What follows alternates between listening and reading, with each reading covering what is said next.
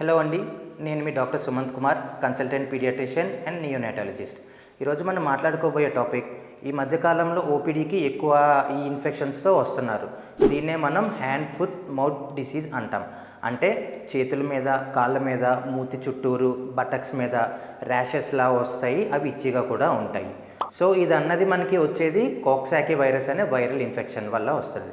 ఇది ఎవరిలో కామన్గా వస్తుంది అంటే స్కూల్ గోయింగ్ చిల్డ్రన్కి, కిండర్ గార్డెన్కి వెళ్ళే వాళ్ళు, డే కేర్కి వెళ్ళే వాళ్ళు, ఒకరి నుంచి ఒకరికి ట్రాన్స్మిట్ అయ్యే ఛాన్స్ కూడా చాలా ఎక్కువ ఉంటుంది. సో దీనికి వీటి లక్షణాలు ఎలా ఉంటాయంటే ఫీవర్ రావచ్చు, 101, 102, 103 వరకు కూడా వెళ్ళొచ్చు. High grade fever first 2 days ఉంటుంది. తర్వాత రెడ్ ర్యాషెస్ వస్తాయి. ఇందాక చెప్పినట్టు హ్యాండ్, ఫుట్, మౌత్, బటక్, ఇట్లా మౌత్ చుట్టూరు అల్సర్స్ కూడా వచ్చే ఛాన్స్ కూడా ఉంది. దీనివల్ల పిల్లలు ఎక్కువ ఫుడ్ తినకపోవడం, ఇరిటబుల్ అవ్వడం ఇలాంటివన్నీ ఉంటాయి. సో దీనికి చేయాల్సిన ఏం లేదు, యాంటీబయాటిక్ అస్సలు వాడకూడదు. దీనికి మోస్ట్ ఇంపార్టెంట్గా హైడ్రేషన్ అన్నది ఇంపార్టెంట్. ఫీవర్ తగ్గించడానికి పారాసెటమాల్ ఇస్తాము. అండ్ దెన్ ఈ ర్యాషెస్ మీద క్యాలమైన్ లోషన్ రాస్తాము.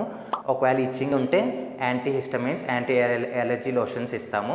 And most importantly hand hygiene అన్నది చాలా ఇంపార్టెంట్.